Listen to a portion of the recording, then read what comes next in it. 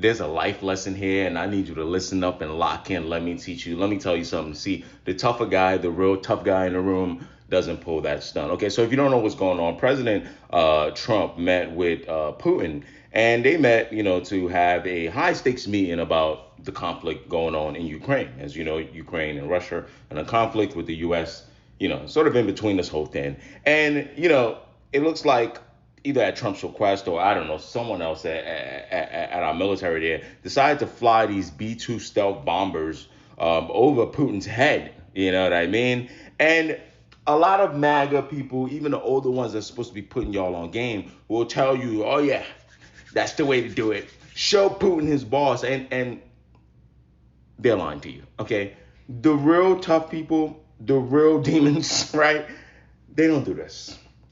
They don't walk around trying to show you they got the biggest stick, okay? And in fact, what's ironic about this whole thing is that by proxy, because he's the president of the biggest military might in the world, not that he built that, I'm talking about Donald Trump, but over the years of our military industrial complex and investment we placed in there, he technically is the one, technically, right, for the next 4 years, is the one with the biggest might, but he's so small inside, he doesn't know how to wield that. You understand what I'm saying? Meanwhile, him, also another, bigger military might, right? Russia, China, United States, right?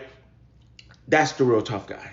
That's the real dictator. That's the right. This guy right here, that's who he wants to be.